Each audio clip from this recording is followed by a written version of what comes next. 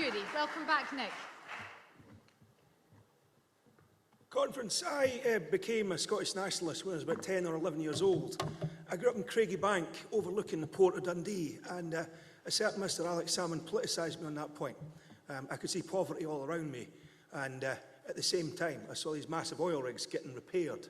Now, that port now houses huge wind turbine components, but I want to talk about something else, because I've spent most of my adult life living in a dense urban area in north of Glasgow, where the sight of huge oil rigs is never seen, where the wind turbines aren't seen, and where very few people have access to a car.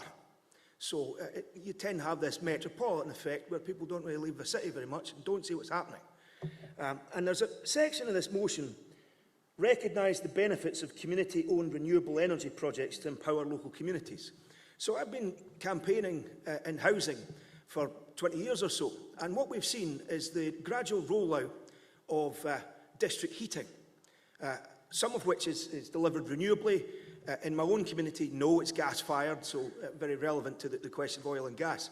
But one of the branches I've been working with in the Scottish Tenants Organisation, they have a system that is renewable. It's ground source heat pumps that power the heating system in the homes of this deprived housing scheme.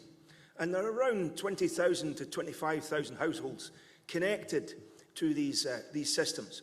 And my own experience through the Scottish Tenants Organisation, I was invited to go to Energy Action Scotland's conference and spell out how in my community we have fought and negotiated with SSE 3 separate times over the way in which that system has been implemented. But the reason I draw attention to this is that that system is almost publicly owned. Both governments put money into the creation of that system, this district heating system. And they have a third-party private provider who are basically milking the community. And we see that in every single one of these schemes. And when I was at Energy Action Scotland conference, there was a guy, Eric Christensen, who was a developer of these systems in Denmark. It's funny how Denmark keeps coming up. But he pointed out that in Denmark, it's illegal to make a profit from district heating because the customers can't move out. They're trapped in, so you can't have a market. So it's illegal. And almost all of these systems are community-controlled or controlled by the municipality.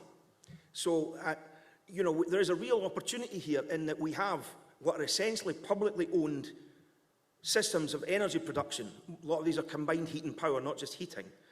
And we're really missing the boat. And also we're alienating some of the poorest Scots in the country. So there's an opportunity here when we talk about widely felt, deeply felt, visible, winnable, to connect up the aspirations to statehood and control of our wealth in areas where there aren't large oil rigs and aren't large wind turbines. And I think that's a really important point in this motion, so I'd ask you to please endorse it.